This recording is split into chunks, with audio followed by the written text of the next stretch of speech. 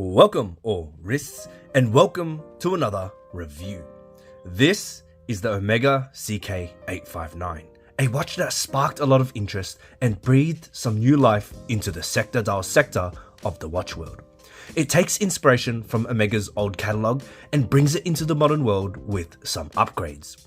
I'll be taking a look at the good and the bad and share my thoughts on the watch after having spent some time with it.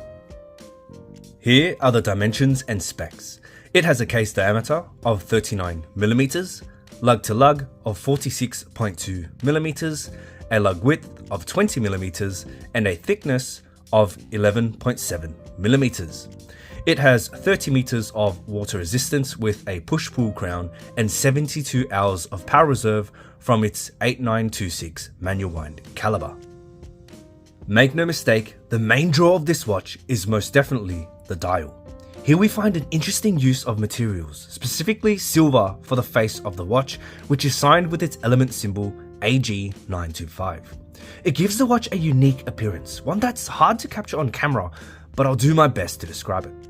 When you first lay eyes on it, it looks dull.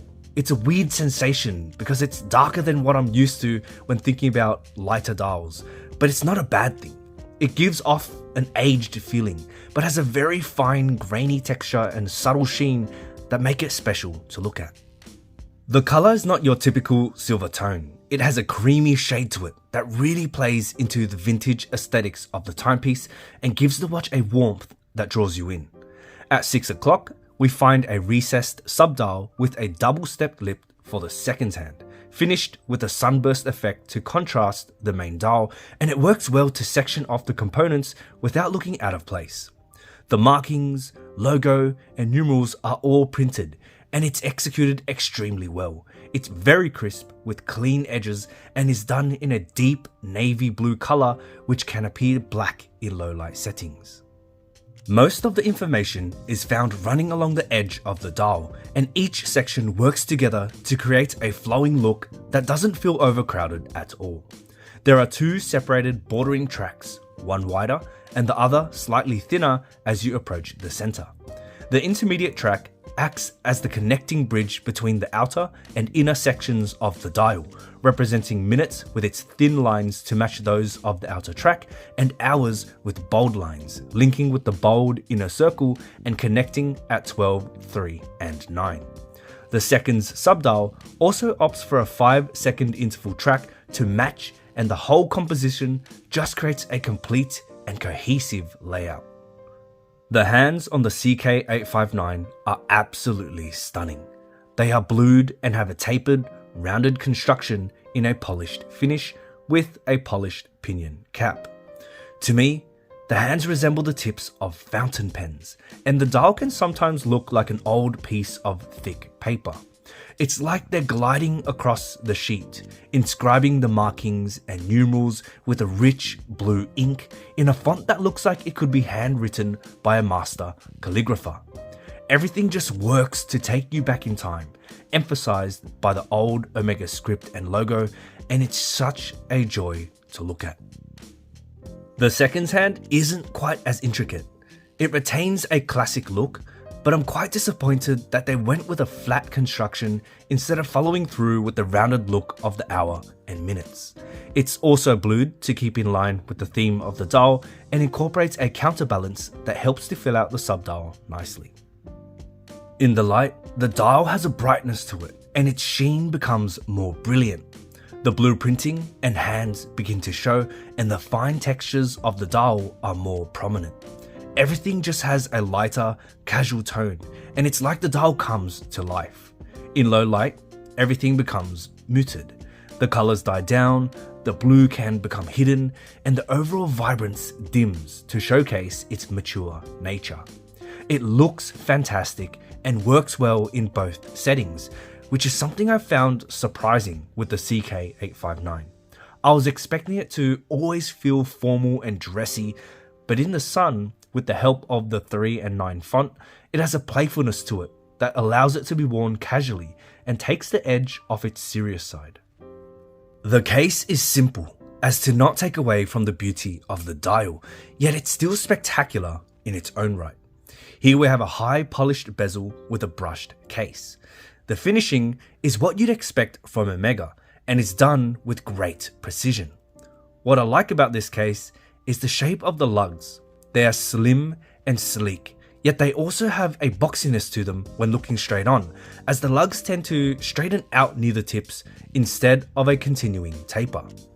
This little detail gives the watch a more masculine look and powerful presence, and is a noticeable feature for me, especially when you compare it to something like a JLC Ultra Thin or Longines Sector dial.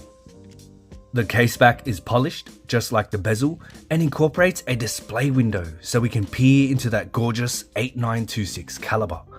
What I love about Omega is the way they finish their movements. They have this distinct Gothic-like look to them with an aggressive yet elegant touch that's quite a pleasure to look at. Now, this is a manual wind movement, so you will have to hand wind it from time to time, which I don't usually have a problem with.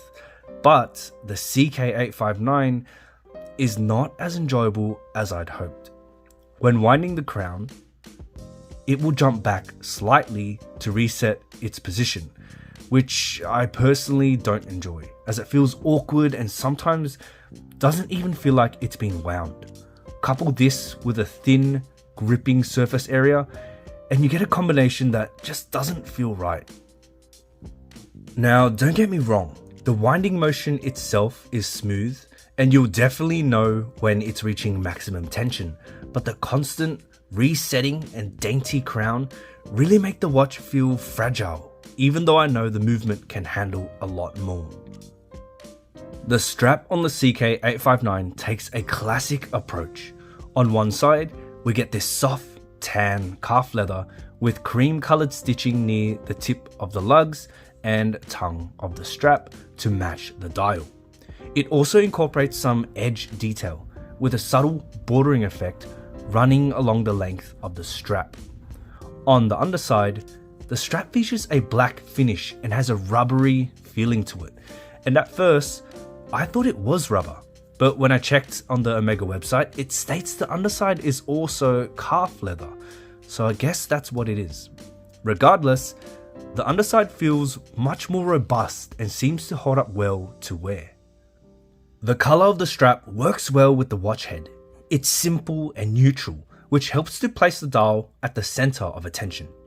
The strap has a similar reaction to light as the dial as well, looking casual and formal depending on the situation. Under the sun and bright lights, it takes on a light brown appearance while looking dark with a more earthy look in low lighting. While I don't mind the black underside, I can't help but imagine what it would look like if it was a matching blue colour.